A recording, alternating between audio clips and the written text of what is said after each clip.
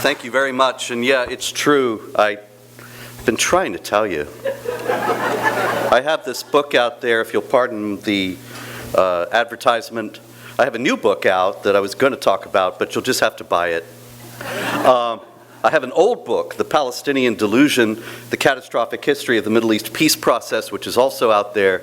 And you will find in there everything that elucidates the conflict at hand.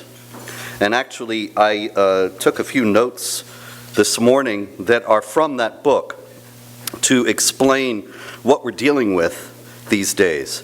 So I wanted to give you a quote. This is a quote. I'll tell you who said it after I read it. "No longer are we necessarily a people who dwells alone, and no longer is it true that the whole world is against us. We must overcome the sense of isolation that has held us in its thrall for almost half a century. We must join the international movement towards peace, reconciliation, and cooperation that is spreading all over the entire globe these days, lest we be the last to remain all alone at the station." Who said it?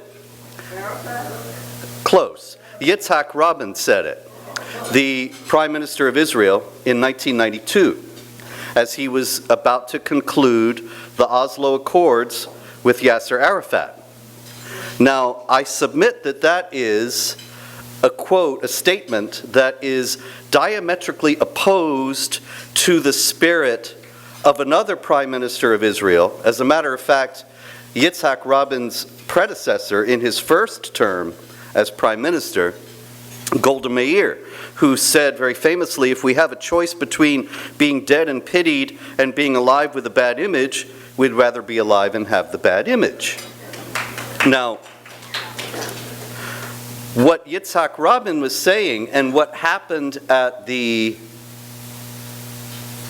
Oslo Accords was exactly the opposite. It was opting to be dead and pitied, essentially.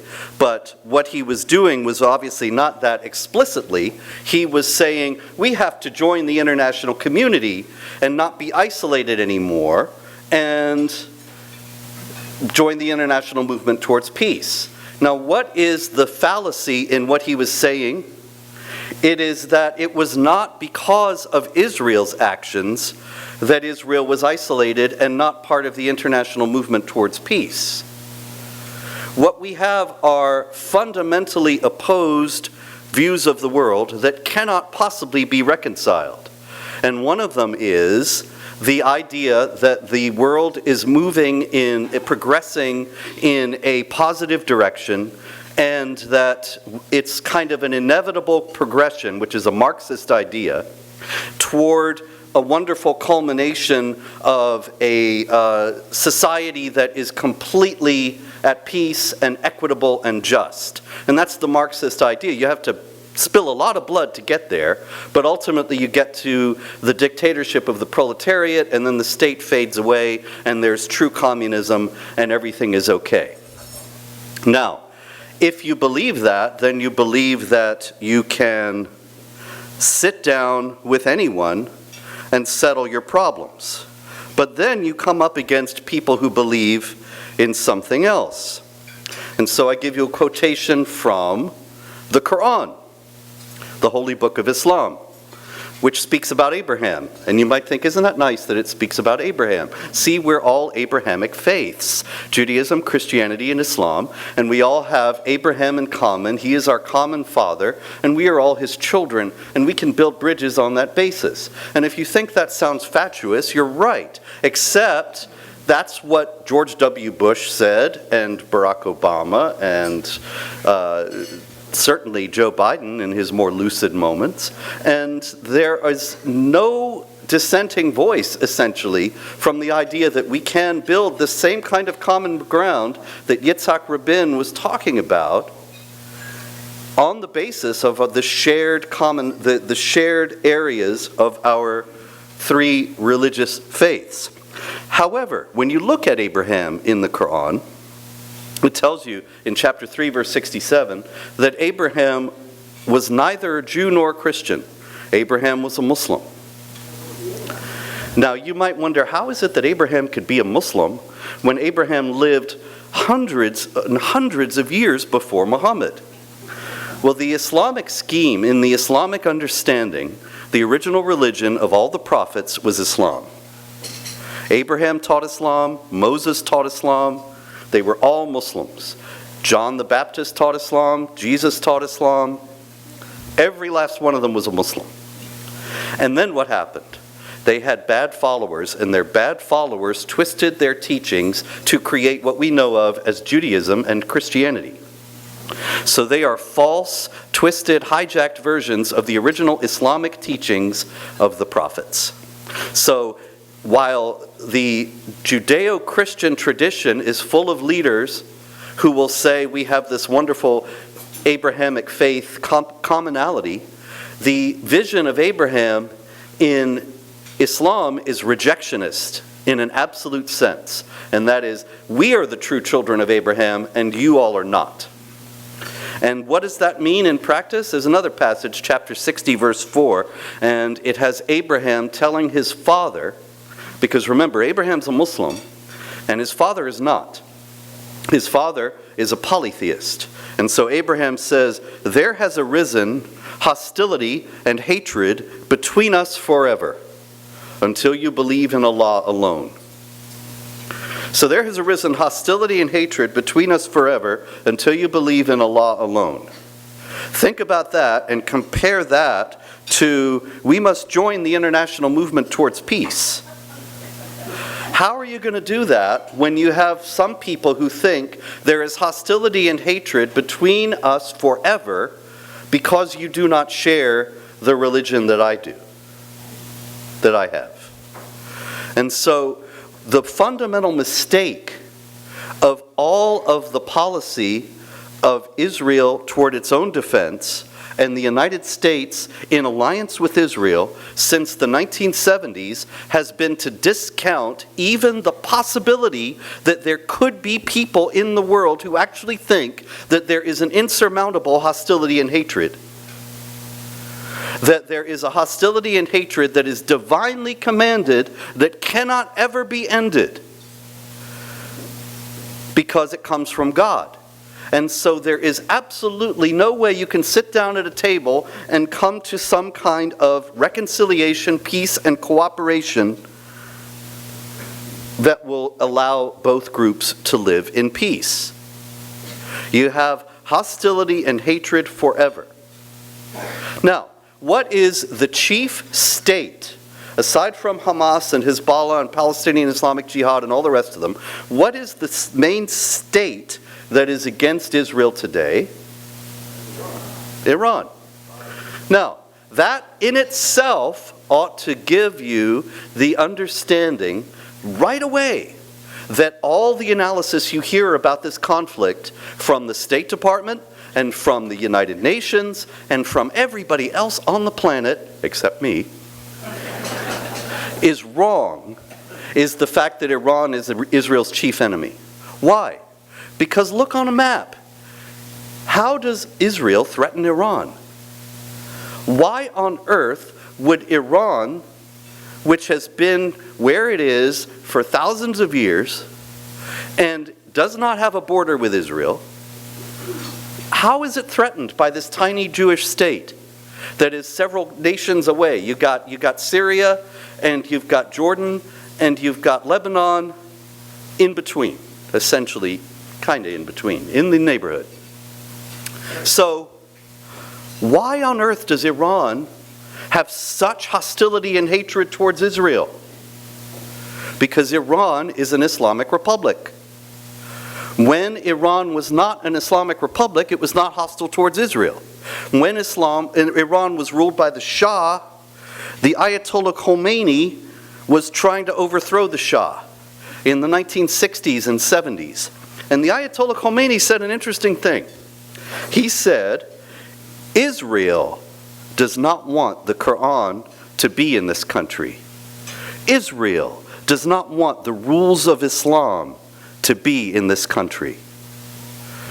Now, this is insane, but think about it. Try to understand what on earth is going on here.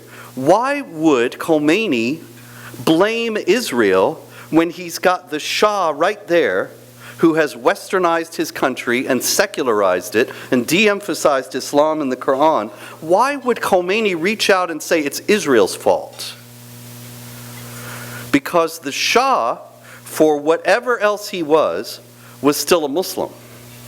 So he was a bad Muslim, he was an apostate or a hypocrite or whatever you want to call him, but he was still within the fold, whereas Israel, they know there is hostility and hatred between them forever.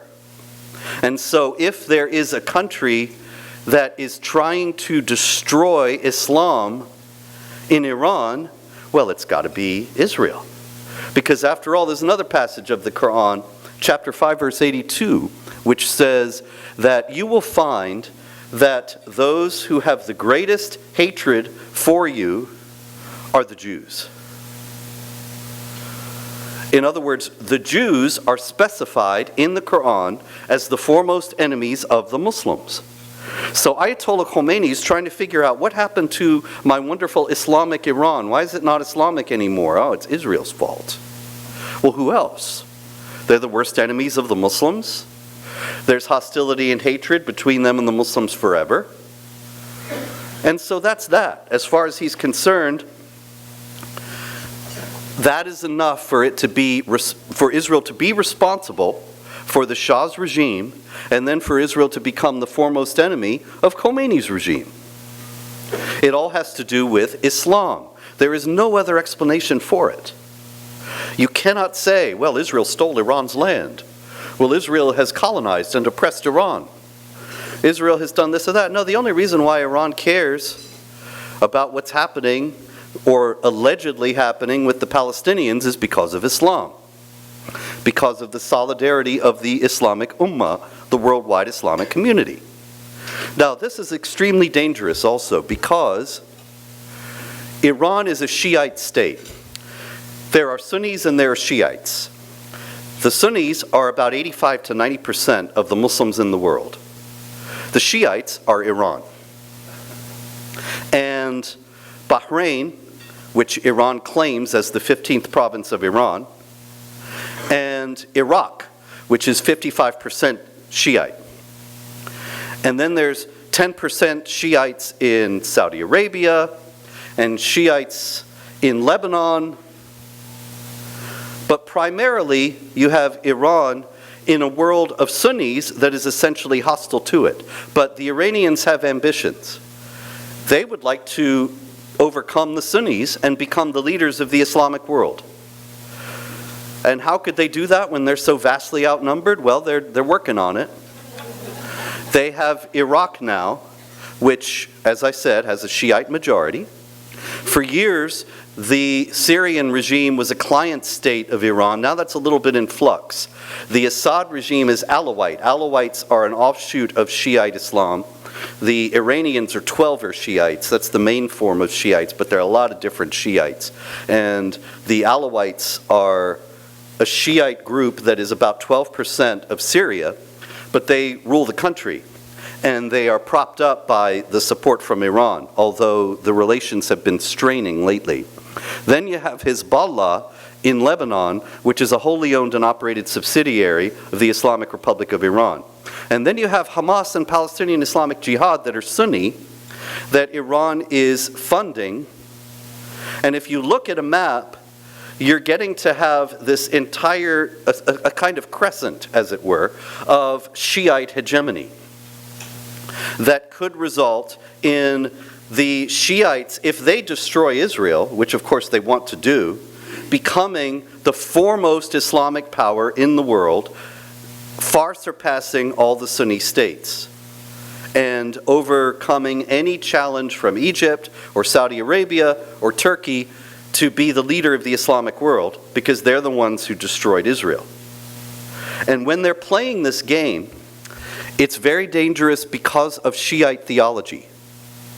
Shiite theology is a theology of loss and defeat, paradoxically enough, because the Shiites were always a minority in Islam, and in Islam, you got a problem? Kill. You got a dispute? Kill. You got a domestic argument, hit her.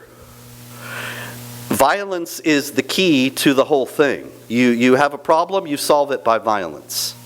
Terror is the key to the whole thing. You have a death penalty for apostasy. You have the wife beating that I just mentioned. You have the amputation for theft, stoning for adultery, all these different penalties that are designed to terrify people into staying in line. The whole core of Islam is terror. It's not a bug, it's a feature. It's core to the thing itself. Like you could say Christianity is a religion of love. If that is true, Islam is a religion of terror. It's not just about the terrorism. The whole thing is based on fear, that you get too frightened to disobey. Now, the problem with that is that when the Shia are living with the Sunnis, they are getting killed quite a bit. And the Shia idea is that that in the first place that Muhammad appointed Ali ibn Abi Talib, who was his son-in-law, to be his successor. And the Sunnis say, no, he didn't. And that the leader of the Muslim community has to be a descendant of Ali ibn Abi Talib. So, there were 12 of those, and they were known as the Imams. In Sunni Islam, the Imam is like your local parish priest or rabbi or whatever. But in Shiite Islam, the Imam is the infallible guide of the community and the successor of Ali and Muhammad. And so, the successor of Ali and Muhammad, most of them were killed by the Sunnis. And then, in the year 869, this 5-year-old kid became the Imam, because it was a hereditary thing. You have to be in Ali's household.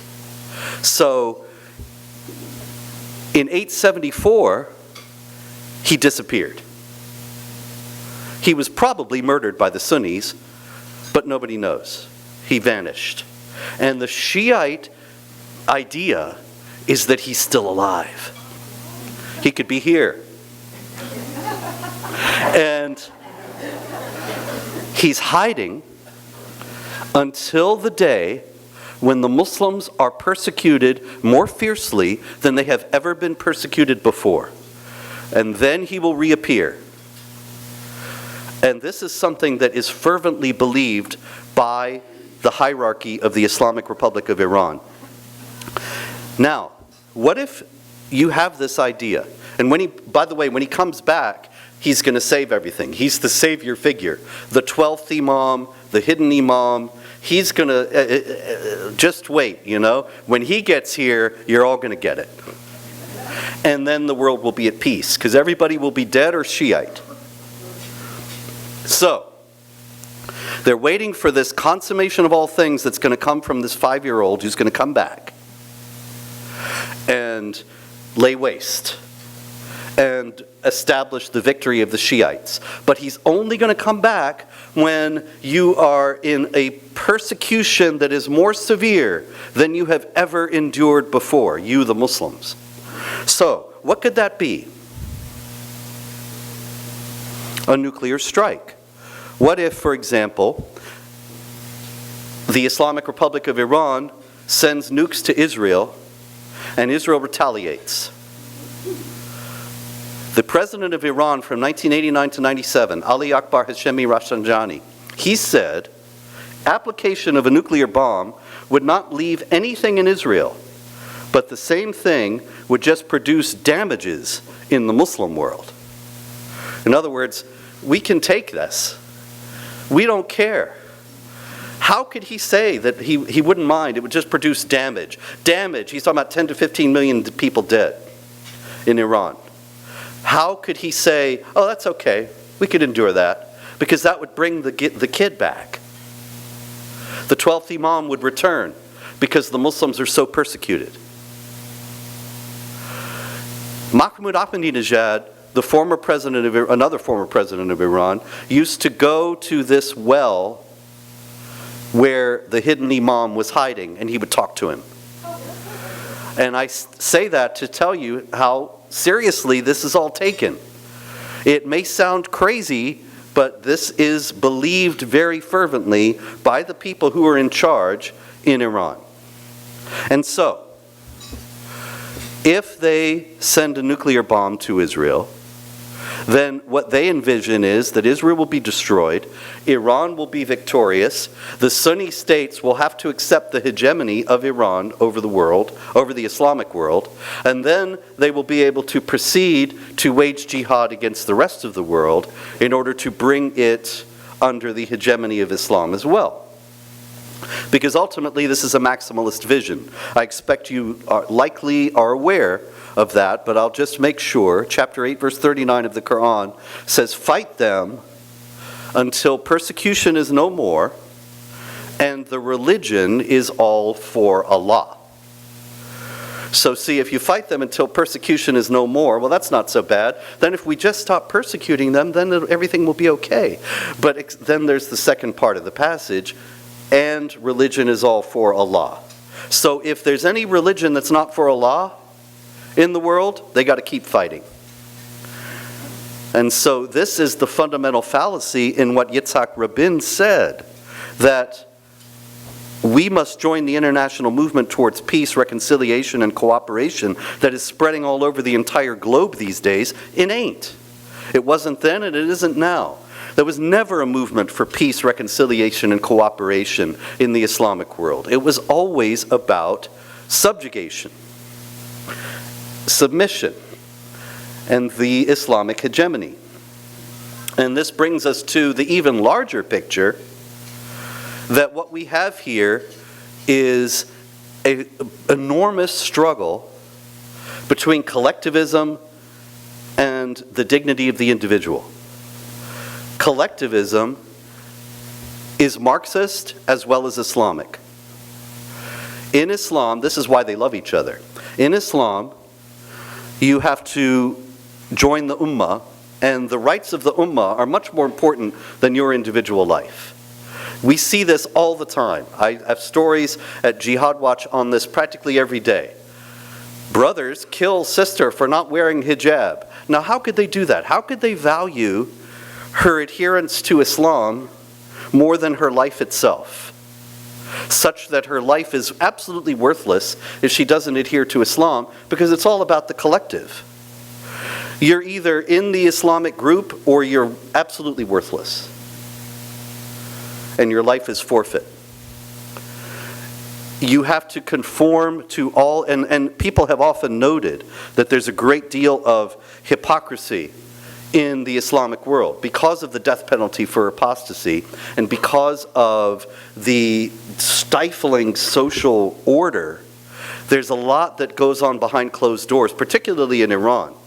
You know, there's a whole culture that people have written about in the West from time to time, of young people in particular, of course, and they're wearing the hijabs, and they go to the mosque, and they say their prayers, and then they go to somebody's apartment, and they turn out all the lights, and they lock all the doors, and then comes the tequila, and the dancing, and the hijabs go off, and then the party's over, and the hijab goes back on, and they go back out to the mosque. Now, this is the idea, really, that all you have to do is adhere to the collective, which they do, and you don't have to go along with it in your head, in your heart, in your mind. You just have to submit. And Marxism is much the same way. The Marxists don't really care if we believe that Joe Biden is really the president or something like that. We just have to go along and not make waves about it. They don't really care if we believe that this vaccine is going to cure us of this virus or not. We just have to get it to show our submission. Both Marxism and Islam are all about the collective and submission to the collective. And so, they have this magnificent alliance. And I'll conclude just by saying that there is hope amid all this because of the cracks in the alliance. And they are, in the first place, the difficulties between the Sunni and the Shia. that Iran has this wonderful plan to destroy Israel and become the leader of the Islamic world. Well, Turkey and Egypt and Saudi Arabia do have a lot to say about that. And then, as I noted yesterday, if you were around, the biggest foes right now on the ground at the grassroots level of the LGBTQ madness are Muslim groups, when they've been allies all this time. And as I said yesterday, don't be fooled by this into thinking, oh, now we can be pals, and there will be a wonderful coalition of social conservatives with the Muslims and the conservative Jews and Christians. Remember, hostility and hatred between us forever. I didn't say it, it's in the Holy Book of Islam. Thank you very much.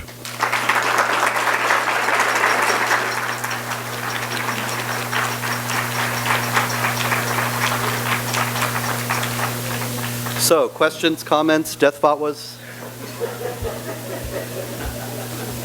Robert, I'm going to give Nina the mic here. Nina. Hi, Mike. Thank you. Well, okay, now you're Israel, and what do you do to hold Iran accountable that isn't going to be counterproductive? What do you do to hold Iran accountable? Yeah, I mean, like, not really big strikes or something. Oh, no, certainly not. The difficulty is that if you strike Iran directly, then you have the possibility very real possibility of a world war, with Russia getting involved, China getting involved, and then the United States getting involved. I don't know on which side, really, but in any case, I think that the best that Israel can do right now is what it has been doing, and that is all the mysterious computer failures at the nuclear plants, the mysterious deaths of the nuclear scientists, things like that, to hamstring Iran's ability to make the war against Israel. But unfortunately, the corollary of Golda Meir's statement that it's better to be alive and hated than dead and pitied is that Israel is alive and hated, is very isolated, is very little room to maneuver as a result. But clandestine operations, under-the-table operations against Iran are going on.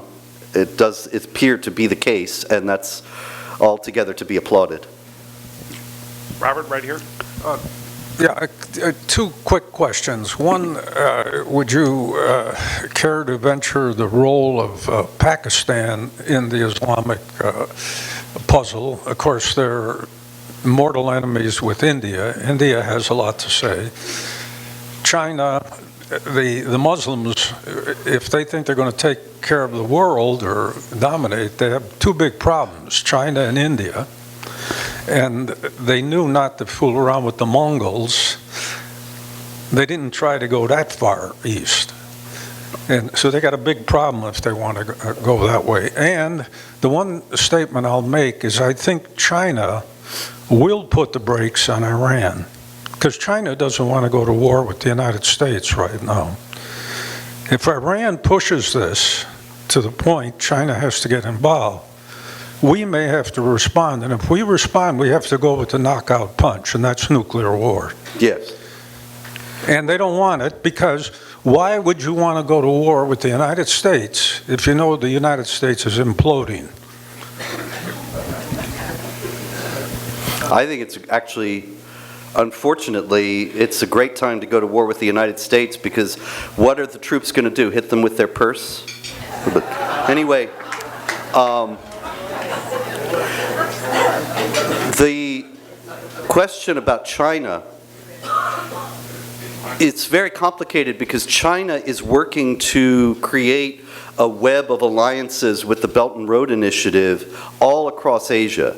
And that is primarily focused on Pakistan, with interesting things going on. The Pakistanis are kind of the shock troops of the Islamic world. They're not Arabs, and so they're very anxious to prove how Islamic they are, even though they're not Arabs. Non-Arabic Muslims tend to have kind of an inferiority complex because Islam is so Arab supremacist. You know, every convert to Islam changes his name to some Arab name as if he's from Riyadh or something. But anyway, you remember Muhammad Ali. But the Pakistanis, even though they are so fervent against India, and they are working hard to destroy India, you have the ISI, the Pakistani intelligence service, kind of the Pakistani CIA, actively working with jihad groups in India. And they were behind the 2008 Mumbai bombings and other attacks. And they are trying to undermine India and create an Islamic State. But China is putting the brakes on that, as you noted. There was a Chinese engineer working in Pakistan on this Belt and Road Initiative, and he was complaining during Ramadan. You guys, can't you have something to eat and get some work done? And he was arrested and charged with blasphemy. And he was going to be put to death. And the Chinese government made a few calls, and he was fine.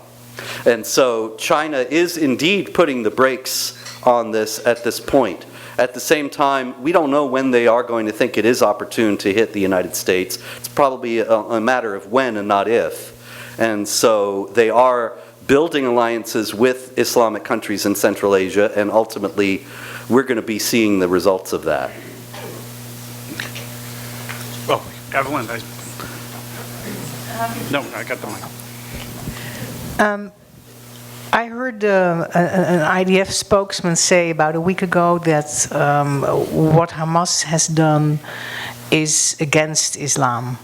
Yeah. Does he say that not, for tactical reasons, not to upset or get more uproar on the West Bank or so, or is it, or they don't get it? What do you think? I don't really know whether the IDF knows or not. It may be that they are thinking, if we say this, then there will be some Muslims who will not fight and be on our side, in which case they're naive. Or it may be that they really do think that it's against Islam, in which case they're worse than naive. The fundamental question is over civilians. That Hamas, of course, killed women and children, and Muhammad expressly forbade the killing of women and children. However, there is another tradition in the large body of traditions about Muhammad in which the Muslims are bombarding or catapulting stones into this fortified town. And some people come to him and say, you know that there are women and children in there with the polytheists. And Muhammad says, oh, they're from them. They're, in other words, they are with those people. They're all the same, so it doesn't matter. And so in one case, he says, don't kill women and children. And in another, he says, oh, it doesn't matter.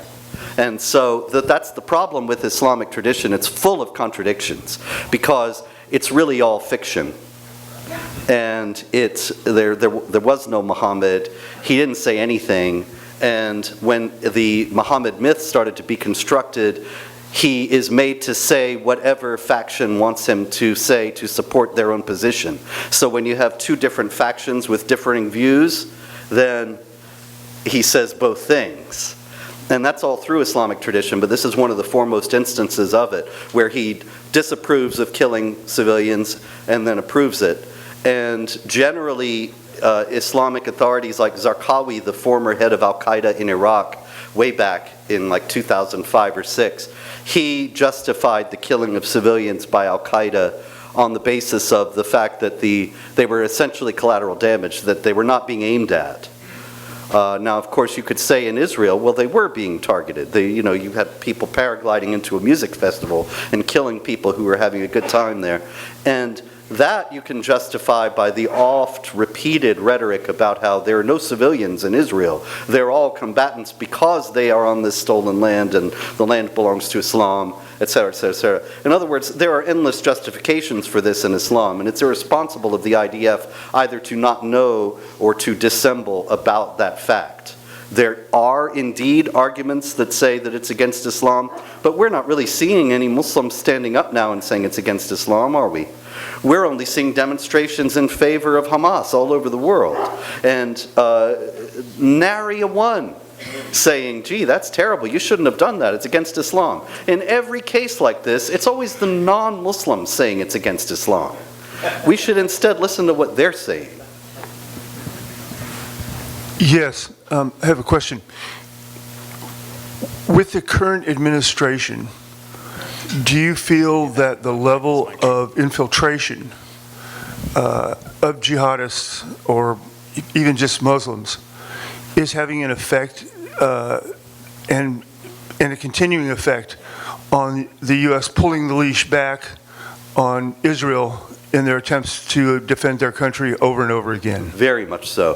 The Biden, as a matter of fact, old Joe just met a couple days ago with Engage, which is a Muslim Brotherhood organization that he met with in 2020, and he promised them that he would appoint Muslims at every level of his administration. And one of the Muslims he appointed was Hadi Amr, who was the chief negotiator. That is, when there were Israeli-Palestinian negotiations about anything, and the U.S. representative is there, it's this guy who is a Palestinian pro-jihad activist. And so that just shows you in itself, and he's not by no means the only one, that the people who are guiding the regime policy, the Biden regime policy on Israel, are all pro-jihad and pro-Hamas. Thank you. And that is a deliberate strategy. I mean, of course, this is a Marxist regime that is inherently allied, as I explained, with the Islamic forces worldwide. And so this has been a deliberate strategy. Robert, Bernie. what do we know about Robert Malley, and what do you think is the appropriate thing to be done? Yeah, you know, about Robert him? Malley is quite a case. If you haven't heard of him, he is a longtime Washington insider, an Obama-Biden key player who was actually dismissed from the Obama administration for being too pro-Hamas. So then, after the media firestorm died down, he was hired back because the Obama administration and the Biden regime are both pro-Hamas. So Robert Malley became Biden's chief negotiator for the Iran deal because, of course, Trump repudiated the Obama-Iran deal. Biden wanted to repudiate Trump, so he wanted to restore the Iran deal. But the Iranians, ultimately, it proved impossible because they had this uprising nationwide in their own country, and it would have looked too bad for Biden to conclude a deal with Iran while those uprisings were going on. And the whole thing ran off the rails. But the story of that, it's really disgraceful. And Robert Malley was primarily responsible. Robert Malley understood, actually the Iranians made it clear, that they would not negotiate with the Americans because we're so evil, the great Satan and all that. And so they said, we'll conduct negotiations, but you have to appoint an intermediary. Who did the Biden regime and Robert Malley appoint as an intermediary? Russia. We're fighting this proxy war against Russia in Ukraine, and Russia is supposed to be defending our interests in making a deal with the Islamic Republic of Iran. How incredibly absurd is this going to get? If I tried to write a novel and I wrote this, you would say, oh no, that's unbelievable. They couldn't be that stupid. Well, they're not that stupid, they're evil. So Robert Malley has the Russians make the deal, and the deal was done. It was all but agreed to. They just couldn't make the final step because of the intervening crisis within Iran. But when the deal was done, the Russian negotiator made an interview and he said, this deal is great and it's very favorable for the People's Republic of China and the Islamic Republic of Iran. Who did he leave out? Yeah, so then Robert Malley was dismissed last summer. And it said he was mishandling classified information. And then gradually the story began to trickle out. Robert Malley was dealing with a nest of Iranian spies embedded at high levels within the Biden regime. And many of those spies are still in place. I kid you not. I can't remember her name, but there is a high-level official, Chief of Staff at the Pentagon, thank you. And it's documented that she was calling up people in Tehran to ask for advice on how to guide American policy, and she's still on the job. What's her name? Do you remember her name? Ariane Tabatabai, thank you. Yes, that's it. Ariane, good morning. And there are many others who are still in place as well. So, you know, this is a comedy. It's just incredible. This is an absurd thing. We are governed by a gang of traitors. And it's increasingly obvious, and they don't even care. They don't seem to care that we know. Maybe they want us to know because they think it will be demoralizing. And so, above all, we must not be demoralized and be ever more energized to fight. Now, just a curiosity, I was wondering if this spy, the lady, is she friendly with Valerie Jarrett by any chance? I don't know, but I wouldn't be surprised. Of course, you know, we don't really know who's running the regime. We know it's not Joe.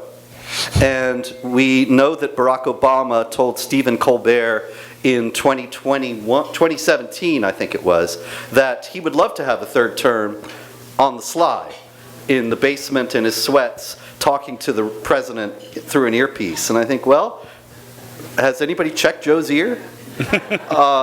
Maybe that would explain it. But it might not. Then you got to wonder who's running Obama, because it never seemed like he was really in charge either. He played a lot of golf in those days. And so you got Valerie Jarrett, you got Susan Rice, who knows who else. We don't really know. It's all so shadowy. I think we have time for one more question before we take a break.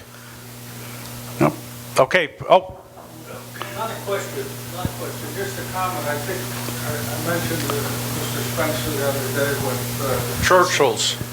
Churchill's comment about all this kind of summed it up when he was reviewing the Treaty of Versailles. Oh, yeah. Maybe, do you remember what he said? You should say it. All right, I'll say it. I'll say it. He had just reviewed the Treaty of Versailles, and somebody wanted him to comment, and I don't know the circumstance, and he said, I think it's a sad and complicated idiocy. That's it. That's if I ever write a history of our times, it'll be called A Sad and Complicated Idiocy. Thank you.